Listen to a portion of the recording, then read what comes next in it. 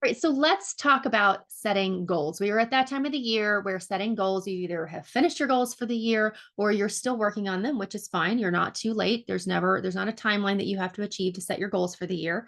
Personally, I am a huge goal setter. I love setting goals. I love mapping out what I want to achieve. But as many of you probably have experienced as well, I have in the past struggled with achieving some or a lot of those goals. And over the years, as being a goal setter myself, but also working with my clients, I've learned that how we set goals, how we were taught to set goals, is maybe not the best way to set goals. So we are taught to set goals, smart goals, right? They have to be very specific, very outcome focused, results oriented. You know if you achieve it or if you don't achieve it. It is a specific thing you are aiming for. And those aren't bad. Nothing wrong with that. If those work for you and you're able to hit the ground running and achieve those goals, awesome. This message probably isn't for you, although you're welcome to keep listening. But if you struggle with that, then it may be because I believe that sometimes by focusing on one specific outcome, we really limit ourselves. Because here's the thing about setting goals. And really this is true for whether you're setting goals, whether you are making plans for the weekend, whether you are booking a trip to go on later this year. Anytime we are doing anything, it is because we want to experience the feeling that we think is going to come from whatever that tangible outcome is. And that feeling is what we're chasing. And so, let's say, for example, you have big, very specific goals of, losing a certain amount of weight, making a certain amount of money, buying a house, going on a trip to, a 2-week trip to Paris, whatever it is, finding the partner, right? Finding a new partner that you can spend your life with, whatever that goal is, and that they're not bad goals. It's not that you shouldn't have them, but it's really ultimately a feeling that you think you will experience when you have that thing, when you achieve that goal. That's what you're ultimately chasing. So when it comes to losing a certain amount of weight, yes, losing a certain amount of weight may help you be healthier, improve your health. But if you really dig down into that, and again, this will, well, not again, but this will vary for everybody. You could have 10 people with the exact same goal, and the feeling that they are wanting from achieving that goal could be very different. So if I was going to try to achieve lose a certain amount of weight, it might be because I want to feel more desirable. I want to feel less dismissed by society or family or whatever. Or maybe I want to feel healthier. I want to feel proud of myself. If it's a goal around making a certain amount of money, it makes sense. We need money in order to achieve, a certain lifestyle, to pay our bills.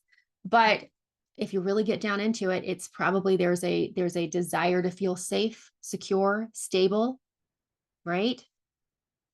Trip to Paris, maybe that what you're really craving is that sense of adventure, the ability to be in new places, experience new things, the excitement that comes from that.